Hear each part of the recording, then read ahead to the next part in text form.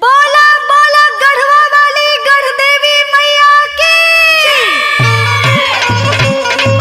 बोली बोली केदार वाली मैया की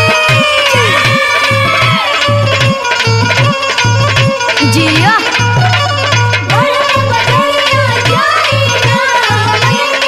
अरे जिया हो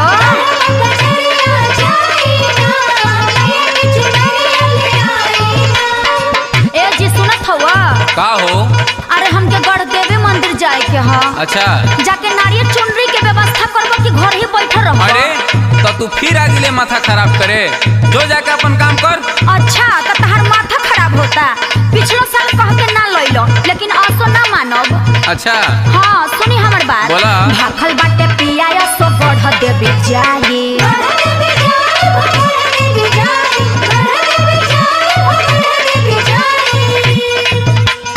अढ़ौल के फूलवा के हरावा चढ़ाई मानव ना कह दे तनी भाखल बाटे पिया सो गढ़ देवी जाई अढ़ौल के फूलवा के हरावा चढ़ाई लागल रह माई के दरबार में लागल बाटे मनवा में श्रद्धा पुराई देता हो ना ए राजा हो गढ़वा से चुनारी ले आई देता हो ना ए राजा हो गढ़वा से चुनारी ले आई देता हो ना ए राजा हो गढ़वा से चुनारी ले आई देता हो ना। देखो हम खुदे डिप्रेशन में बानी, सिचुएशन समझा सुना हमार बात। का हो बोली तोहरा के हो धनी कैसे समझाई, कैसा सब समझते बानी तोहरा के हो धनी कैसे समझाई, कहवा से नारियल चुनरिया ले आई, उ हम नहीं जाना हमके चाहिए तो चाहिए।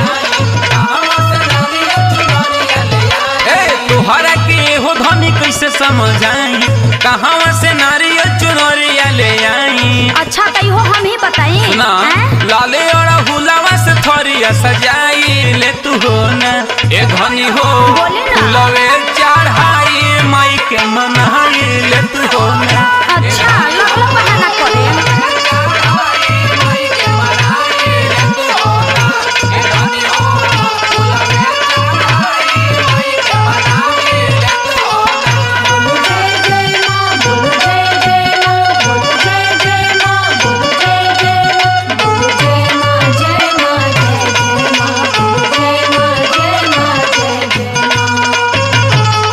Music by Tinku Tufan.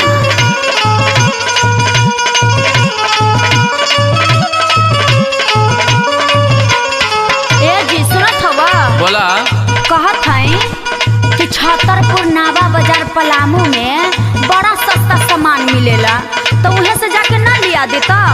अरे सस्ता मिले चाहे महंगा पैसा लागत है ना। जाई क्या डाल्टनगंज बाजारिया से लागी सोफरिया नु हो जाई के डाल्टनगंज बाजारिया से लागी सोफरिया नु हो जाई के डाल्टनगंज बाजारिया से लागी सोफरिया नु हो। काहे तू धइले बाड़ू जिद माफू करिहे मयरिया नु हो। ओ कोई चीज के का बात बा हम तो चाहिए तो चाहिए।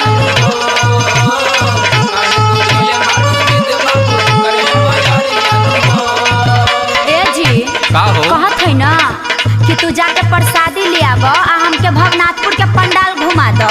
देख तोरा घूमे के बात जाके घूम, अच्छा। हमके डिस्टर्ब मत कर। ऐसे कहे डांटो तनी जी सुनी हमर बात। बोल बोल। जाई क्या डाल्टनगंज बाजारिया से लागी सोफरिया नु हो काहे तू धइले बाड़ू जिद माफू करिहे मयरिया नु हो।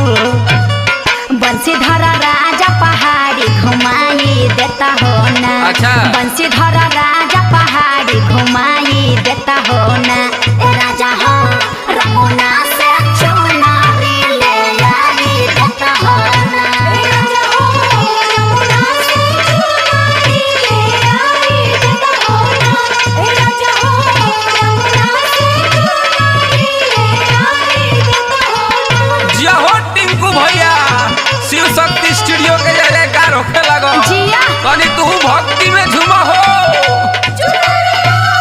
क्या बात है?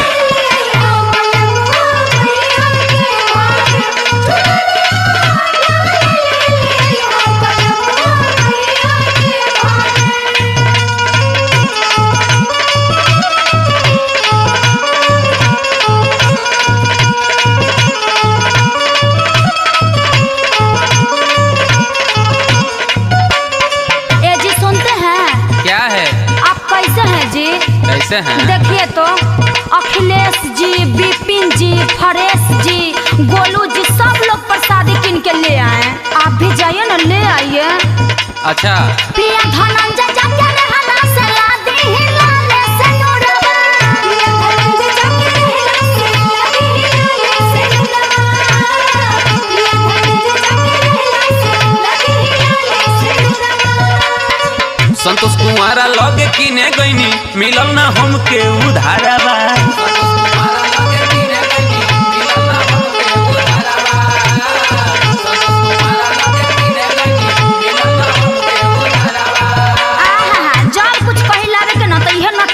रहेला ले है सुनी हमर बात पिया धनंजय जाके रहला से लादी हिलाले से नुरवा ए संतोष कुमारा लगे किने गईनी मिलल ना हमके उधारवा टेंको तूफान मन में भगती जगाई लेता हो ना टेंको तूफान मन में भगती जगाई लेता हो ना ए राजा हो अखिलेश से चुनरी मांगा बाई देता हो ना क्या बात है